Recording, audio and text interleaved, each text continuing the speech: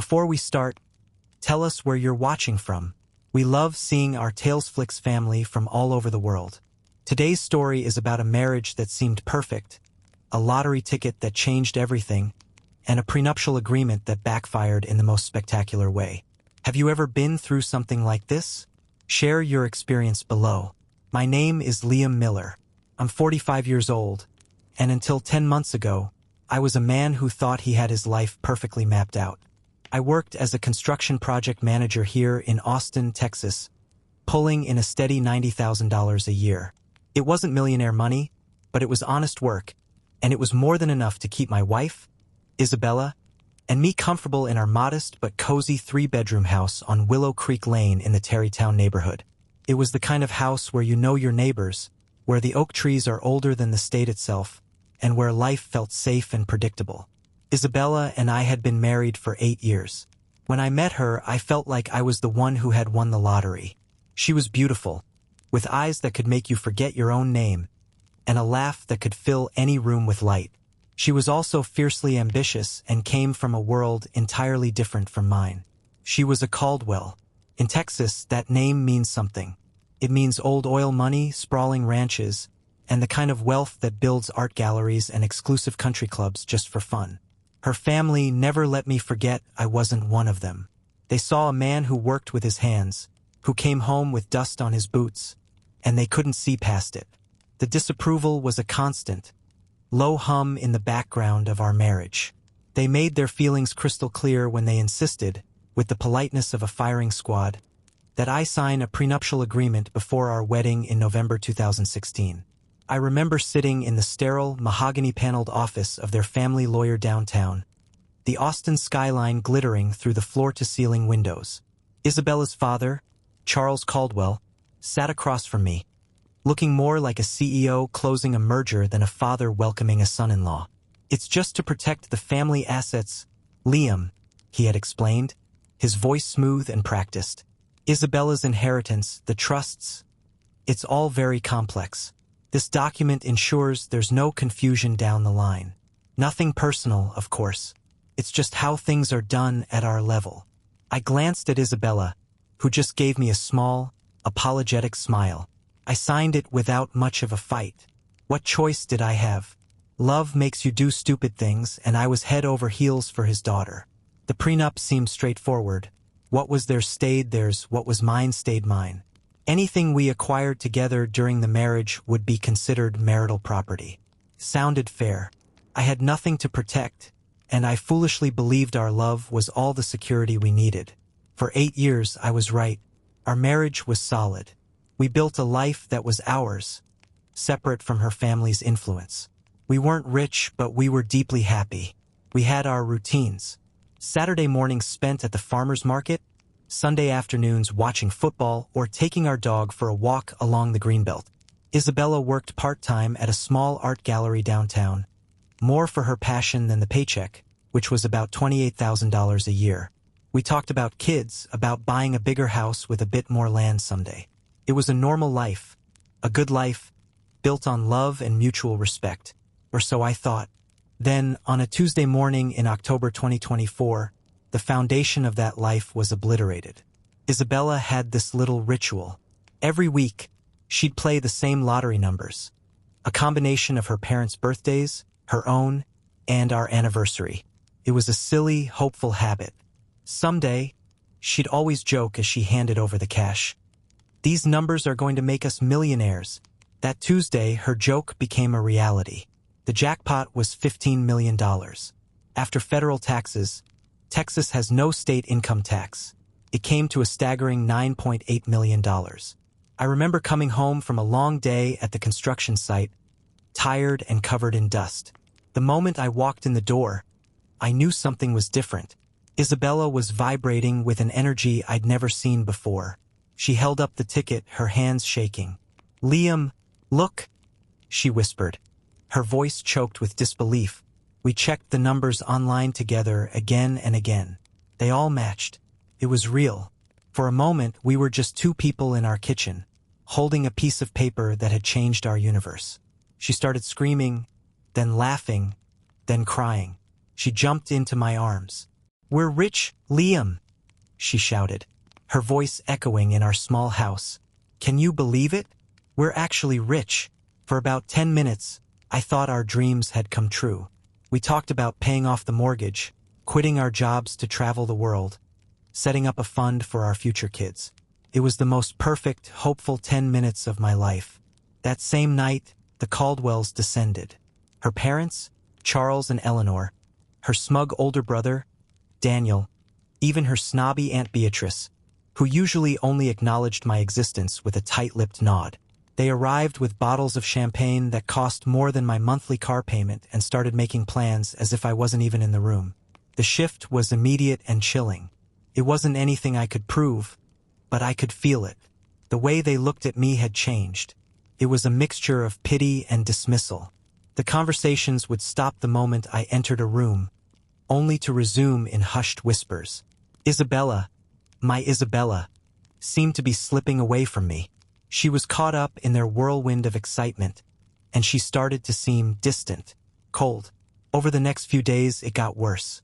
She was on long, private phone calls with her father, pacing in the backyard where she thought I couldn't hear. When I tried to talk about our plans, the plans we'd made in the kitchen that first night, she became evasive.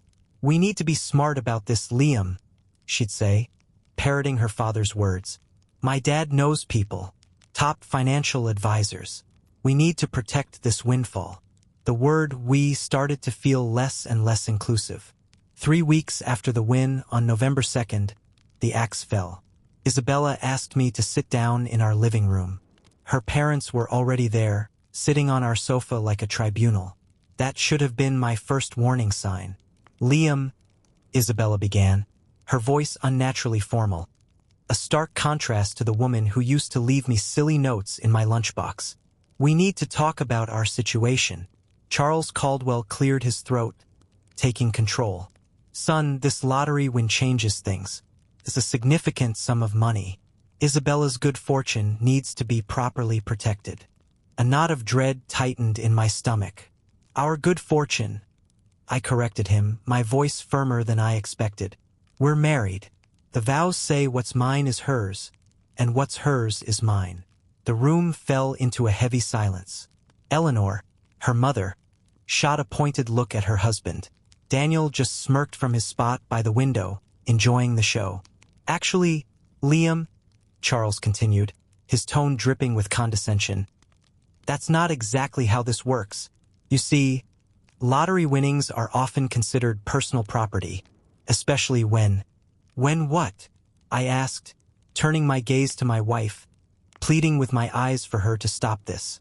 Isabella finally spoke, but she couldn't bring herself to look at me. Her eyes were fixed on a spot on the wall behind my head. "Liam, I think we should separate. This money, it's mine. I bought the ticket. I chose the numbers." The words hit me like a physical blow. Felt like the air was punched right out of my lungs. "What are you saying, Isabella?" "Separate."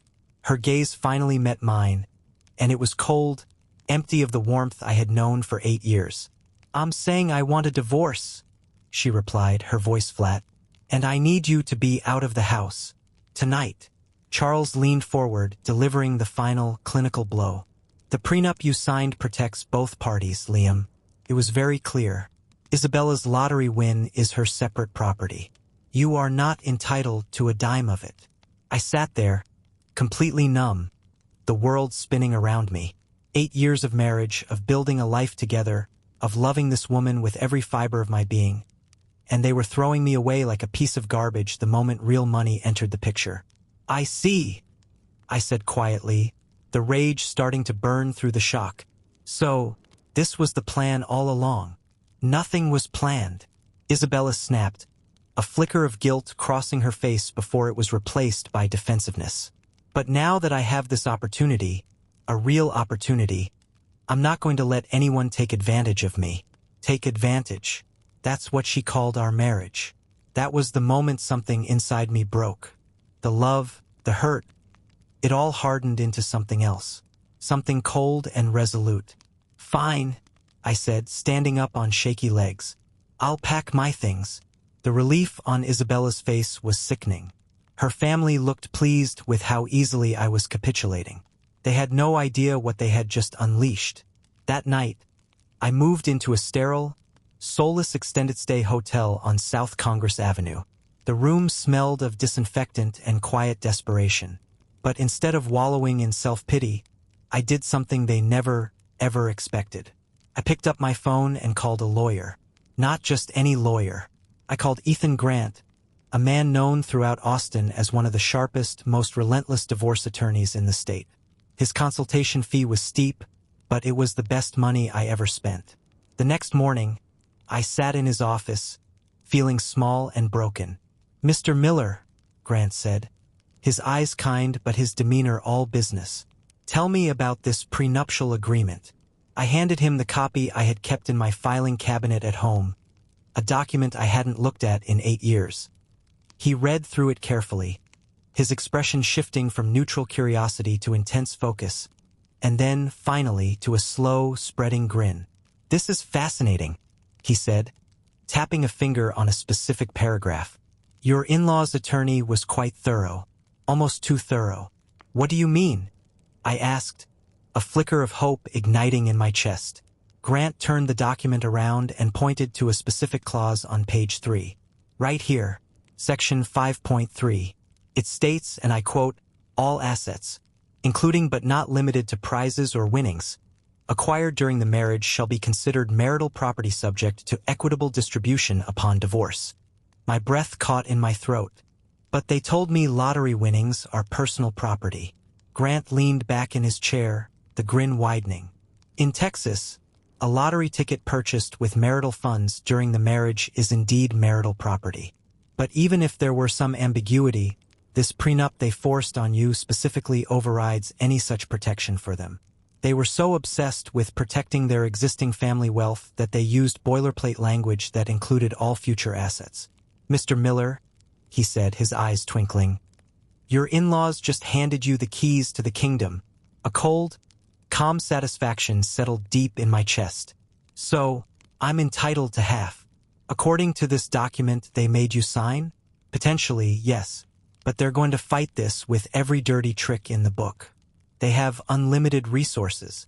My retainer is substantial." I didn't hesitate. I used my credit card and borrowed against my 401k to pay it. It was the best investment I ever made. Over the next 2 weeks, the Caldwells made their intentions clear. They hired the most expensive, ruthless divorce lawyer in the city, a shark named Marcus Thorne, known for burying his opponents in paperwork and legal fees. Thorne sent me threatening letters, demanding I drop any claim to the lottery winnings. He argued that since Isabella picked the numbers and bought the ticket, it was her intellectual and personal property, regardless of the prenup's language. They underestimated me completely. They saw a working-class guy, heartbroken and broke, who would surely roll over and accept whatever scraps they threw his way. They were wrong. Grant and I worked methodically through November and December. We documented everything. We subpoenaed bank records from our joint Chase checking account, proving that Isabella had been using our shared money to buy lottery tickets for years. It wasn't her hobby. It was our hobby, funded by our marital estate. Meanwhile, Isabella was living a life I didn't recognize. She bought a brand new Audi Q7 for $92,000, paying in cash. She put a hefty non-refundable deposit on a sprawling waterfront condo in Westlake Hills for over $1 million. Her social media, once filled with pictures of us and our dog, was now a highlight reel of her new, glamorous life. Photos from expensive restaurants, luxury shopping sprees at the Domain, and selfies with her wealthy friends, champagne glasses in hand. She was spending our money like it was going out of style, and every post was a piece of evidence for our case. She was commingling the asset, mixing the lottery money with marital funds so thoroughly it was impossible to separate. The divorce proceedings began in earnest in January 2025. Thorne, Isabella's attorney, came out swinging. He filed motion after motion to dismiss my claims, arguing I was a gold digger trying to exploit a legal loophole. During our first court appearance at the Travis County Courthouse, Thorne was the picture of arrogance. He strutted around in his $1,000 suit, making snide comments about opportunistic spouses. Your Honor, Thorne argued, his voice booming. Mr. Miller is attempting to claim half of a prize his estranged wife earned through her own luck and intuition. This is clearly separate property. When it was our turn, Grant stood up, calm and composed. Your Honor, Texas law is quite clear on this matter. But more importantly, the prenuptial agreement that Mr. Thorne's own clients insisted upon is crystal clear. They drafted it. They demanded it. And it specifically states that any prizes or winnings acquired during the marriage are marital property. It does not specify an amount limit. They are asking this court to invalidate their own contract simply because they no longer like the outcome. The judge requested copies of all documents. The hearing was adjourned. I heard through a mutual friend that Isabella had a screaming match with her parents that night, blaming them for the prenup's wording. The Caldwell family was starting to panic. They tried to settle. In early February, Charles Wilson called my cell phone directly. Liam, let's be reasonable here, he said, his voice stripped of its earlier arrogance. We'll offer you $1.2 million to walk away clean. That's more money than you've ever seen in your life. I'll think about it, I replied, though I had already made up my mind. 2 days later, Isabella herself showed up at my dreary extended-stay motel room. She looked different, tired, stressed, the shine of her new life already starting to tarnish. Liam, please, she begged, tears in her eyes. We can work this out. I was scared, okay? The money, it overwhelmed me. My family got in my head. Scared of what, Isabella?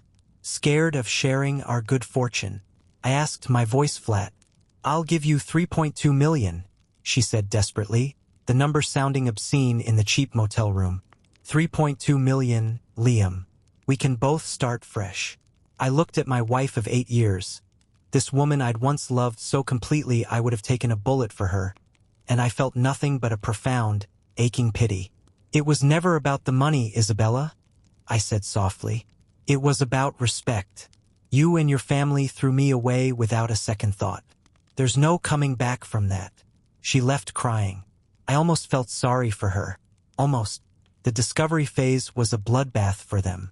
But the real nail in their coffin, the fatal error, came when Grant discovered that Thorne, in his haste to file preliminary motions back in November, had actually acknowledged in court documents that, and I quote, the lottery ticket was purchased during the marriage with funds from the marital estate. Grant called me, barely able to contain his glee. He just destroyed his own case, Liam. Thorne is so used to bullying people into settlements, he got sloppy. He admitted our entire premise in his own filing. The final hearing was scheduled for April 18, 2025. The night before, I couldn't sleep. I kept thinking about how this all started with a legal document designed to keep me, the working-class nobody, from their precious family money. The irony was so thick it was almost poetic. Their own greed, their own paranoia, their own arrogance had become the weapon that would defeat them. The next day, April 18th, arrived. I wore my best suit, the same one I'd worn at our wedding 8 years earlier. The irony wasn't lost on me. The courtroom was tense. Isabella sat with her family, looking pale and small. Judge Eleanor Vance, a woman known for being tough but meticulously fair, took her seat at exactly 9 a.m. Thorne presented his case, but his arguments were hollow now. When it was our turn, Grant was masterful. He presented the bank records, the receipt from the gas station where the ticket was bought, paid for with our joint debit card. He showed the social media posts, the car purchase, the condo deposit, a mountain of evidence showing the commingling of funds. Then came the moment I'd been waiting for. Grant called Thorne's own legal strategy into question. Mr. Thorne, Grant said, holding up a copy of the court filing, in your preliminary motion dated November 18, 2024, you stated, and I quote, the lottery ticket in question was purchased during the marriage with funds from the marital estate. Do you remember writing that? Thorne's face went white. That was a misstatement. A misstatement that you signed and filed with this court under penalty of perjury? Grant pressed. The Wilson family looked physically ill. Charles was sweating through his expensive shirt. Judge Vance had seen enough. After a short recess, she delivered her decision. I have reviewed all evidence and applicable law, she began, her voice echoing in the silent courtroom. The prenuptial agreement signed in December 2016 is clear and unambiguous. Section 5.3 explicitly states that any prizes or winnings acquired during marriage are marital property. Florida statute supports this interpretation.